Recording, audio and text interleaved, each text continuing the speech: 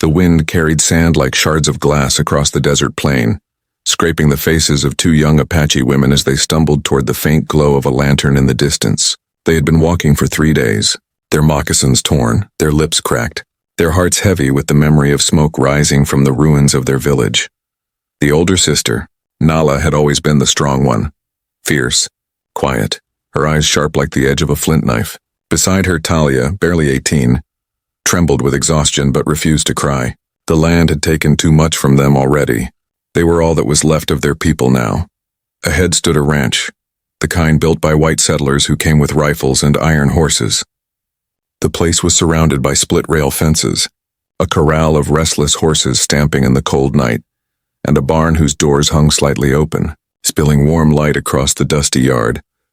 "We'll rest there," Nayla whispered, though her voice trembled with both fear and pride. Talia nodded. She could smell wood smoke and something else. Stew. The sisters moved carefully toward the porch. A man stepped out, his long frame casting a shadow across the lamp-lit dust. He wore a duster that brushed his boots, a revolver at his hip, and eyes the color of whiskey. His face was scarred, not from youth or vanity, but from living too long with regret. "You're trespassing," he said, voice low and steady. Nala straightened. "We seek only shelter. We've nowhere else to go." The man studied them for a long moment, the silence broken only by the restless snort of a horse nearby. "Name's Cooper Hayes," he said at last. "Rancher out here since before this valley had a name." He looked them over again, the rags, the dirt, the bruises on their bare feet. His jaw tightened. "Apache?" Nella's chin lifted. "Yes." A storm passed through Cooper's eyes. He'd fought against Apache raiders years ago, had buried men who never came home, but looking at the two women, starving, trembling, desperate, something in him softened. "You can stay," he said slowly. "But only if you agree to my terms." The sisters exchanged wary glances. "What terms?" Nala asked. Cooper's eyes darkened. "I've been alone a long time. This ranch ain't just a house, it's a curse of silence.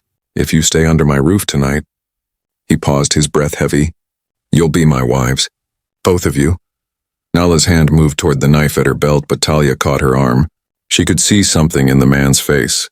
Not lust, not cruelty, but an emptiness deeper than the canyon that stretched behind his land. "Sister," Talia whispered, "if we refuse, we'll die out there." The desert was crueler than any man. Nayla's heart thudded in her chest. She saw her mother's face in the smoke. The old prophecies whispered around the fire. That one day, their blood would mix with the settlers, that peace and pain would come in the same breath. "We'll stay," Nayla said at last. Cooper stepped aside, letting them pass. Inside, the cabin was warm, filled with the smell of burning oak and the faint sweetness of tobacco. A single chair sat by the fire and a rifle rested across it. Above the mantel, a framed photograph showed a woman with pale hair and a soft smile. Cooper's wife, long dead. The sister stood by the door, unsure. "Sit," Cooper said. "You look half dead." He filled 2 tin bowls with stew and set them on the table. Talia reached for hers first, but Nayla hesitated, her instincts sharp. When she finally took a bite, tears welled in her eyes. Not from sadness, but from the shock of warmth after weeks of hunger. For a long time, no one spoke. Then quietly, Cooper asked, "What happened to you?"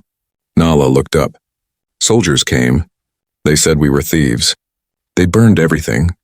Our people scattered into the desert. We walked until there was nowhere left to walk." A long silence followed. The fire popped. Cooper took off his hat and stared into the flames. "I know what soldiers can do," he said finally. "I was one once." He rose slowly and went to the window. Outside, the wind howled across the prairie like the cry of a ghost. "You don't have to share my bed tonight," he said without turning. "But if you stay, you'll work. You'll earn your keep." "I don't run a charity." Nala watched him, the roughness of his voice, the pain he tried to hide behind pride. Maybe he wasn't a monster after all. Maybe he was a man broken by his own ghosts. Talia, curled up near the fire, had already drifted into sleep. Nayla spoke softly. "We'll work. We'll help you keep this place alive." Cooper turned then, and for the first time that night he smiled. It wasn't a kind smile or a gentle one. It was the smile of a man who hadn't felt alive in years. "Then maybe," he said, "we'll all make it through the winter. Outside, the wind rose again, fierce, wild, alive. The desert had taken almost everything from them, but inside that small cabin, 3 lonely souls sat by the same fire, bound by hunger, grief, and the strange beginnings of something neither of them yet dared to name. They didn't know it yet, but before the snows melted, love and death would visit this ranch. And none of them would ever be the same again. The first snow came 2 weeks after the sisters arrived at Cooper Hayes's ranch.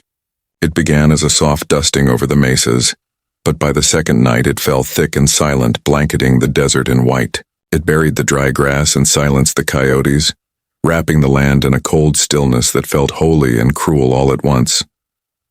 Nayla stood outside before dawn, her breath misting in the freezing air.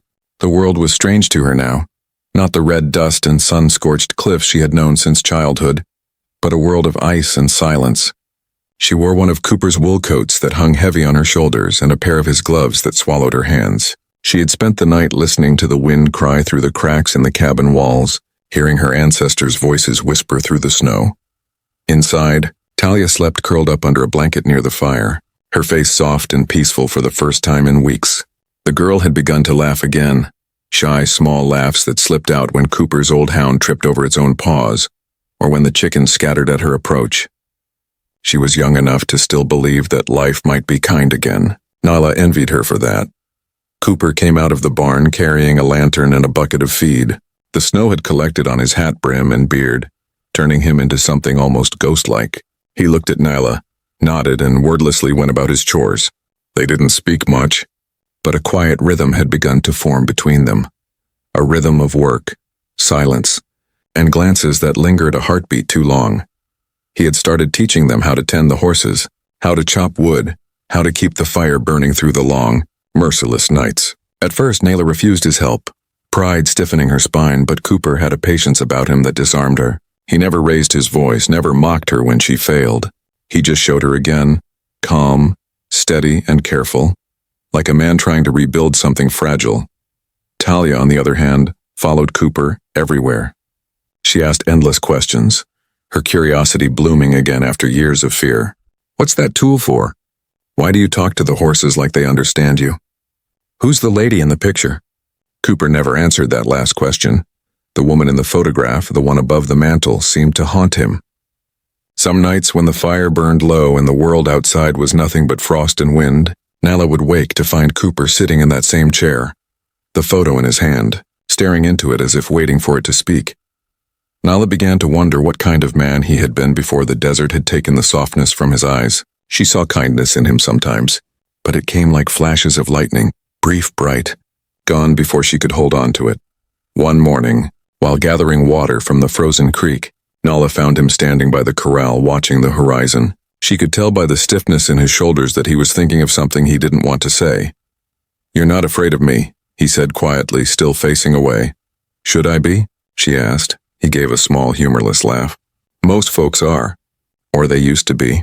I wasn't always a rancher, Nayla. I was a soldier. Fought in Apache country. Killed men who looked like you." She didn't flinch. "And now you feed the daughters of the ones you killed." His jaw clenched. He turned to look at her then, his eyes burning with shame and something else, something that felt like longing. "Life's a strange thing," he said. "The land takes, then gives back what you least expect." They stood there for a long moment, snow falling between them, the silence heavy with everything they didn't know how to say. That night, after Talia had gone to sleep, Nala sat by the fire mending a torn shirt. The cabin smelled of pine resin and stew. Cooper poured 2 glasses of whiskey and handed her one. "You don't have to stay," he said. "Spring will come. You could leave then." Nala stared into the flames. "And go where?" "The world out there doesn't want us. We're not white.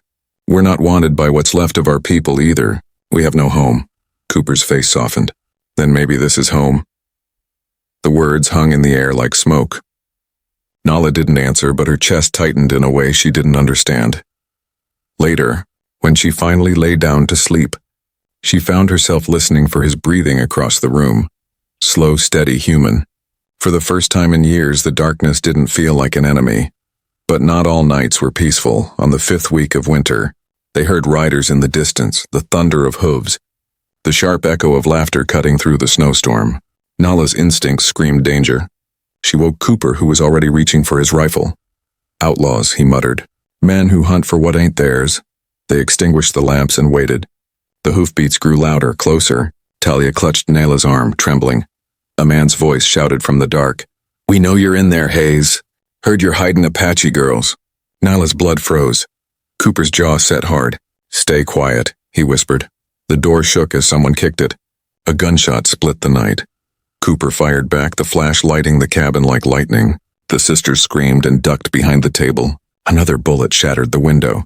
"You'll get us all killed," Nala hissed, gripping his arm. "No," Cooper said through clenched teeth. "They're not taking this place. Not while I'm still breathing." Outside, the snow turned red under the moonlight. The siege lasted until dawn. By the time the sun rose, 3 men lay dead in the snow and the others had fled. Cooper was bleeding from a wound in his shoulder, slumped against the doorframe, refusing to fall. Nala pressed a cloth against the wound, her hands shaking. "You fool," she whispered. "You could have died." His eyes met hers. "Better me than you." Something inside her broke open then. Something she had buried with her family, with her tribe, with the ashes of the old world. She leaned close, her voice trembling. "Why do you care if we live or die?" Cooper looked at her for a long time before answering.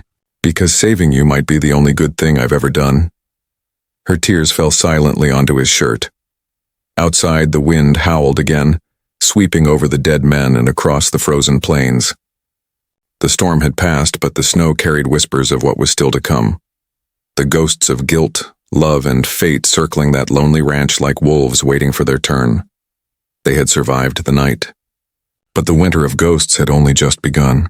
The storm had ended, but the land still wore death like a shroud. Snow lay deep and silent around the ranch, its surface broken only by the dark humps of the men Cooper Hayes had killed. The wind moaned softly through the bare cottonwoods, carrying the scent of gunpowder and frozen blood. Inside the cabin, the fire burned low. Cooper lay stretched across the bed, his shirt stripped away, a bandage wound tightly around his shoulder. The bullet had gone clean through, but infection was a cruel and patient enemy in these parts. Nala sat beside him, eyes heavy with exhaustion. For 3 nights she had kept vigil, boiling water, grinding herbs, and pressing damp cloths to his fevered skin. Talia slept curled in a chair near the hearth, her head resting on a folded blanket. The room smelled of whiskey and medicine. The flickering firelight made the walls seem to breathe, casting shadows that moved like restless spirits. Cooper's breath came in ragged gasps. Sometimes he muttered in his sleep, fragments of words, names she didn't know. Once he had whispered Emily, the name of the woman in the photograph. Nala had felt a cold ache twist through her chest when she heard it.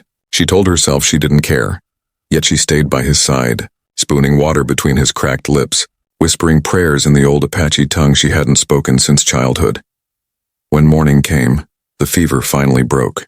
His breathing slowed, his body stilled. Nala leaned close, her hand trembling as she brushed the sweat from his brow. "You'll live," she whispered, though you tried your best not to. His eyelids fluttered. "You should have left me," he rasped. "Would have been easier." "I don't do easy," she said softly. He smiled faintly, then slipped back into sleep. The days that followed tested both sisters. With Cooper too weak to rise, the ranch became theirs to manage. Nala took to the fields and the livestock with a stubborn fire that surprised even herself. She learned to harness the horses, mend the fences, chop the endless stacks of wood that kept the stove burning. Her hands blistered and bled, but she didn't stop. Survival had become her prayer. Talia took care of the cabin, cleaning, cooking, keeping the fire alive.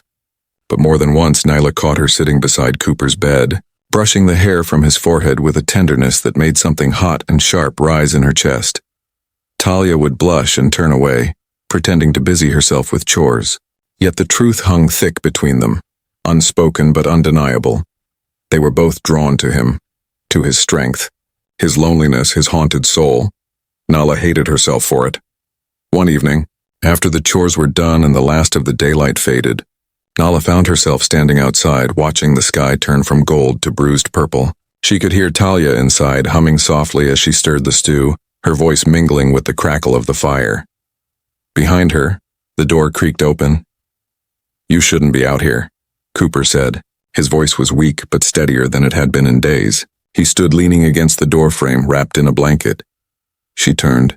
You should be resting. Been resting too long, he replied, a hint of his old iron in his tone. They stood in silence for a moment, the air sharp with cold. Snow glittered under the rising moon like crushed glass. You buried them? He asked quietly. Yes, Nala said. By the creek. The wolves would have found them otherwise, he nodded. Good. They weren't worth the trouble, but no man deserves to rot above ground. After a pause, he said, You've been working yourself near to death. Nala's lips tightened. Someone had to. He studied her face. The exhaustion, the smudges of ash, the fierce defiance in her eyes. You remind me of her, he said finally. The woman in the photograph. Emily. He nodded slowly. My wife, she was strong. Too strong for a world like this. Died giving birth out here. Miles from anyone who could help. Buried her with the snow still falling. Nala looked down. I'm sorry. Don't be, he said. Death comes for everyone out here. Sometimes I think she got the better end of it. He turned toward her then, his face lined with sorrow. But when I saw you and your sister that night standing in the storm, I thought maybe the Lord was giving me a second chance to do something right. His voice cracked. I ain't a good man, Nala. Never claimed to be. But I'd never hurt you. Not either of you. Her throat tightened. She wanted to believe him. And yet she'd seen too many men twist kindness into cruelty when loneliness grew too heavy to bear. Then why did you say we had to be your wives? She asked. He looked away, his jaw working. Because I was angry, lonely, ashamed of it. I wanted to push you away before you could leave me like everyone else. Nala took a step closer. You didn't push me away. No, he said softly. You saved me. The words sank into her like warm rain falling on cracked earth. Before she could stop herself, she reached out and touched his face. His skin was rough with stubble, warm beneath her fingertips. For a moment, neither moved. The snow fell soundlessly around them. Then, from inside, Talia called, Supper's ready. Nala pulled her hand back, her heart hammering. That night, tension thickened the air in the cabin. They ate in silence, the firelight flickering over their faces. Cooper's eyes lingered on Nala. But when Talia smiled shyly and poured him another cup of broth, he thanked her with a tenderness that made Nala's stomach twist. Later, when Talia had gone to bed, Nala sat alone by the dying fire. She stared into the flames, seeing shapes form and vanish. Her mother's face. He leaned closer, his breath warm on her cheek. Then maybe we both find peace. For the first time since her village burned, Nala let herself cry. Not the silent tears of a warrior, but the deep, trembling sobs of a woman who had carried too much sorrow alone. Cooper held her, saying nothing, his arms wrapping around her like a shelter from the storm. When she finally looked up, his eyes shone with something she hadn't expected to see. Reverence outside. The snow fell softly, blanketing the land once more. But inside that cabin, something fragile and forbidden had begun to take root. A love born of pain, stitched together from loss and need. In the coming days, it would either save them or destroy them all. Spring crept across the valley like a slow, uncertain promise. The snow began to melt, trickling into streams that ran cold and clear between the rocks. The earth, once hard and lifeless beneath winter's grip, softened again, breathing warmth into the bones of the land. Wildflowers bloomed along the fences, and the air filled with the hum of insects and the distant cry of hawks. But peace, Nala had learned, was never a gift freely given in the West. It always asked for something in return. The days at the ranch had settled into a rhythm, quiet, purposeful, and deceptively calm. Cooper had healed, his strength returning with the thaw. He worked from dawn until dusk, tending to the fences, breaking new horses, mending the damage left by the long winter. The ranch, once a place of ghosts and silence, now pulsed with life again. Talia, too, had changed. Her laughter had returned in full. The light, lilting sound that seemed to bring sunlight into the dark corners of the cabin. She sang while cooking, brushed the horses' manes with a tenderness that made them nuzzle her hands, and often followed Cooper around the ranch, asking endless questions. He indulged her with patience and soft smiles that made Nala's chest ache in ways she didn't understand. Nala tried to ignore it, the pang that burned deep whenever she saw the way Cooper's gaze lingered on Talia a heartbeat too long. She told herself she was imagining it. He was a man starved for companionship, that was all. And Talia. Talia was young, full of light, untouched by the weight of loss that pressed so heavily upon her own heart. Yet each night, As she lay awake listening to the soft sounds of breathing in the dark cabin, jealousy coiled inside her like a rattlesnake waiting for its strike. One morning, while they worked side by side in the stable, Nala finally asked what she had been too proud to voice for weeks.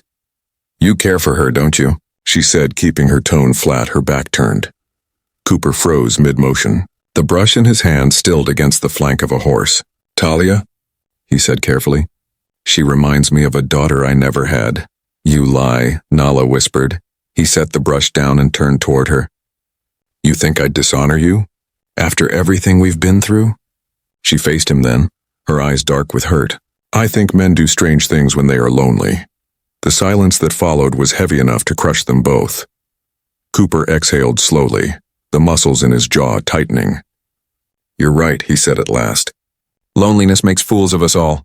But I ain't that kind of man anymore." "Then what kind are you?" she demanded. He met her gaze, steady, unflinching. "The kind trying to be better." Nala wanted to believe him. But belief was a dangerous thing. It made the heart forget the lessons written in blood. 3 days later, the stranger came.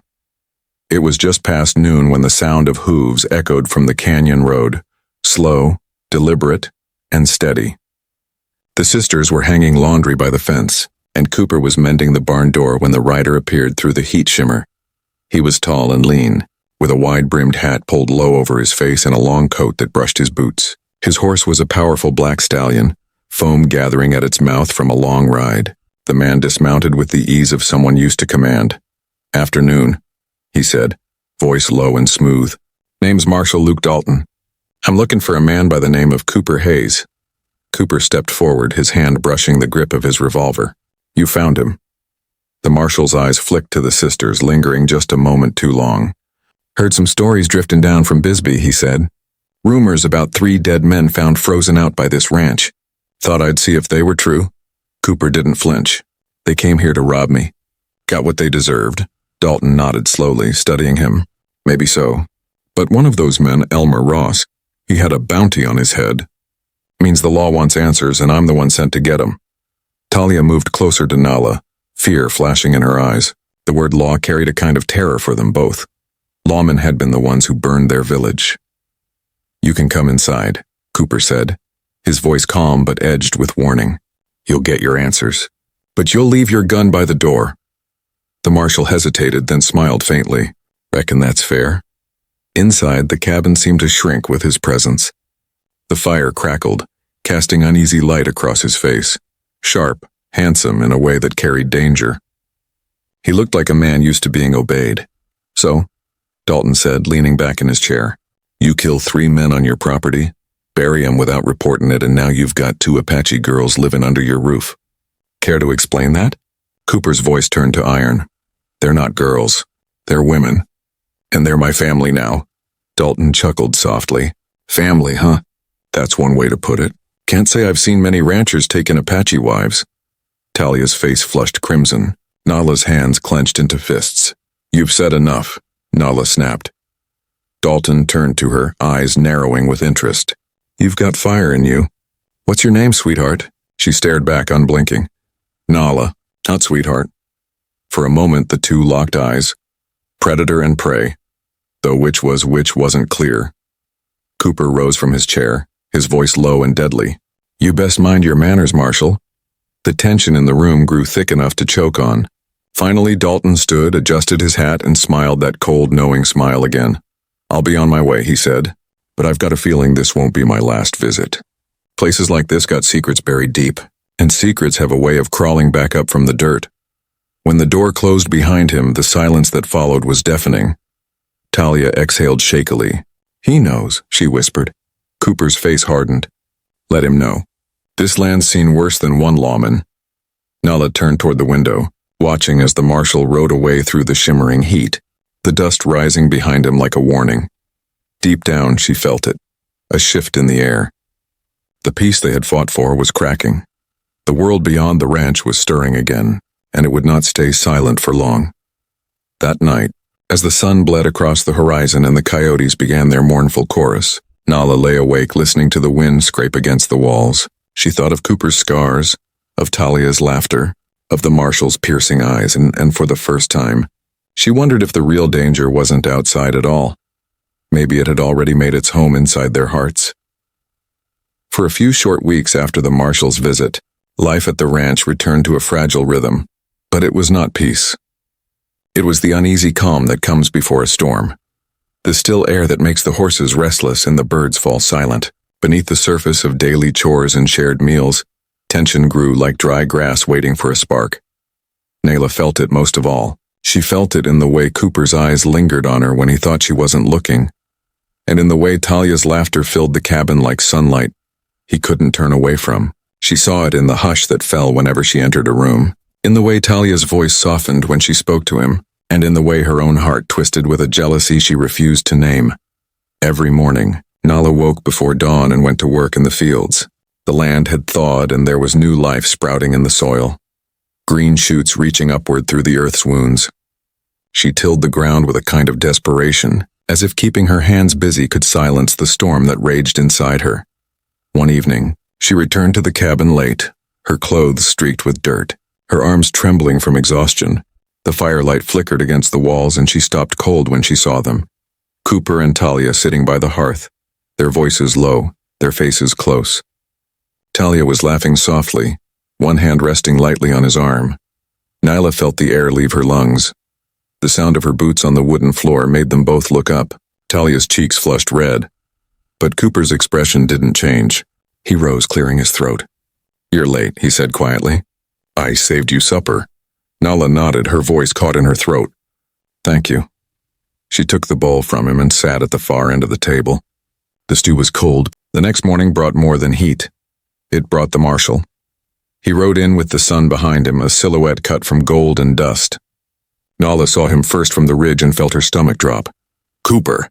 she shouted. "He's back." Dalton dismounted near the corral, brushing dust from his coat. His eyes scanned the ranch, slow, deliberate, assessing. "You've been busy," he said with a smirk. "Place looks alive again." "State your business," Cooper said flatly, stepping between him and the sisters. "I told you last time," Dalton replied. "The law's got questions. But this time I'm not here about the men you killed. I'm here about them." He pointed toward Nala and Talia. The air turned to ice. "Word's been spreading," Dalton continued. "Folks in Bisbee talking about a rancher keeping 2 Apache women up in the hills. Some say you married 'em. Others say you bought 'em." Cooper's hand went to his revolver, slow and steady. "Watch your tongue," Dalton smiled thinly. "Easy, Hayes. I didn't come to start trouble. I came to offer protection. For a price." "We don't need your protection," Nyla said sharply. Dalton turned his gaze to her, eyes dark with something between amusement and desire. "You speak bold for a woman living off another man's land." Nala stepped forward, anger flashing through her. "We work this land. We bleed for it." Dalton's grin widened. "That so? Maybe I ought to see how hard you work, sweetheart." Cooper's gun was in his hand before the last word left the marshal's mouth. "Enough," he said, voice low and deadly. "You've overstayed your welcome." For a moment no one breathed. Then Dalton tipped his hat, the smirk never leaving his face. "Didn't mean no harm," he said. "Just remember, the law's always watching." As he mounted his horse, he turned back to Nala. "Be careful where you tie your heart, miss. Men like Hayes only know how to break things they love." The words struck like a whip. She didn't respond. She just stood there, fists clenched, watching as the marshal rode off into the horizon, leaving behind a cloud of dust and doubt. That night, the ranch felt smaller, the walls closer, the silence deeper. Cooper sat outside, staring into the darkness, the glow of his cigar ember pulsing like a heartbeat. Nala came to him quietly, wrapping her shawl around her shoulders. "He'll be back," she said. "I know." They stood in silence for a while, the stars cold above them. "You should have let me deal with him," she said finally. Cooper turned to her, his eyes shadowed. "You think I can let a man talk to you like that?" "I can fight my own battles." "Maybe you can," he said softly. "But I'll fight 'em anyway." Nala looked away. "Why?" He hesitated, the words heavy in his throat. "Because I can't stand the thought of losing you." Her breath caught. "Then stop looking at her like she's the one you want." The words hung in the air between them, sharp, trembling, raw. Cooper stared at her, pain flickering across his face. "I don't look at her the way you think." "Don't lie to me," she whispered. He stepped closer, his voice breaking. I don't want her. I want you. Before she could answer, his hand brushed her cheek. His touch burned like fire. She didn't pull away. For a heartbeat, the world stood still. The stars, the wind, the ghosts. And then she leaned in, closing the distance between them. The kiss was not gentle. It was desperate, hungry, filled with years of grief and longing and guilt. It was the kind of kiss that breaks something, the kind that changes everything. When they finally pulled apart, Nala's chest heaved with the force of it. Inside, Talia's shadow moved behind the window. She had seen everything. She didn't speak to either of them the next morning, not a word. Her silence was heavier than any shout, and it followed them like a storm. She avoided Nala's eyes, ignored Cooper's attempts to speak, and moved through the day like a ghost. That night, she packed her few belongings in a shawl, a comb, and the small silver locket Cooper had given her for her birthday. Nala woke to the sound of the door opening and saw her sister stepping out into the darkness. Talia, she cried, running after her. Where are you going? Talia turned, tears streaking her face. You took everything from me, she said. Even him. He's not. Don't lie. Talia screamed, the sound sharp as breaking glass. You think I didn't see? Nala froze, her heart breaking. Please, she whispered. Don't go. But Talia didn't stop. She ran into the night, her figure swallowed by the black horizon. Nala fell to her knees in the dust, her sobs muffled by the wind. Cooper came running moments later, but it was too late. The prairie was empty. Somewhere in the distance a wolf howled, long, low, and mournful. The storm they had been trying to outrun had finally arrived. And before it was over, blood would once again stain the snow.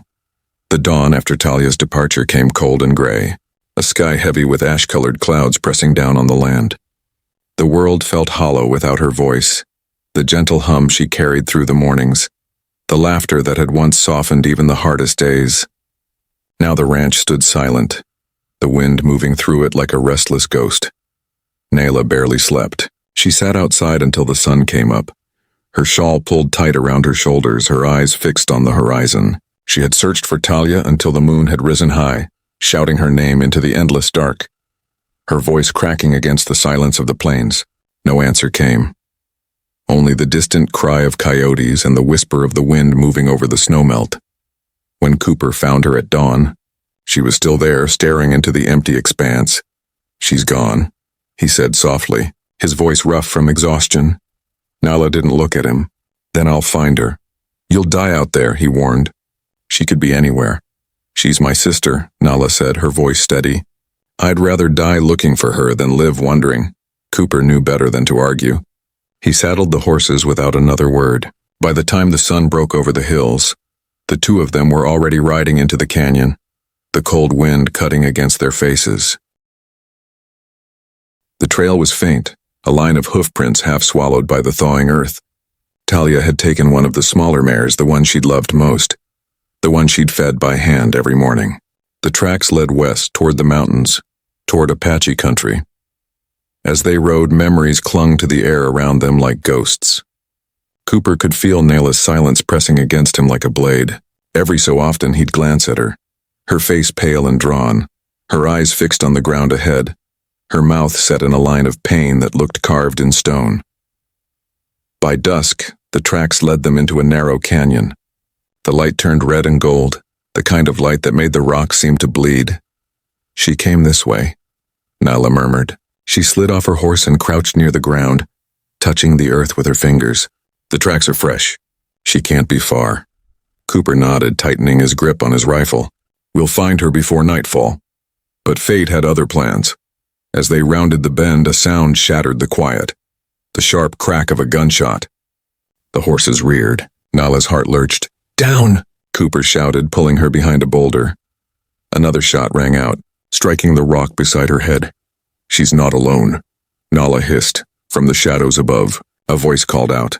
A voice that sent a chill through them both. Cooper Hayes, Marshal Dalton drawled. Knew I'd find you following her. Nala froze. He has Talia. Yeah, Dalton called, his tone smooth and mocking. Sweet little thing rode right into my camp this morning. Said she wanted protection. Poor girl didn't know who to trust. Nala's chest tightened until she couldn't breathe. If you've heard her, Dalton laughed. Hurt her? No. She's sitting right here, safe as can be, but you two got a debt to settle. Cooper stood slowly, his rifle steady in his hands. Let her go, Luke. The marshal's smile was audible even from the shadows. Can't do that, friend. See, you've been harboring fugitives, killing men, and defying the law. I came to bring you in, but maybe I'll take the girl instead. She's prettier than a gallows rope. Nala's rage burned white-hot. Before Cooper could stop her, she broke cover, sprinting toward the sound of the voice. Nala, he shouted. A shot ripped through the canyon and she stumbled, but she didn't fall. She moved like fire, her knife flashing as she disappeared behind a cluster of rocks. In the chaos, Cooper climbed the ridge from the other side.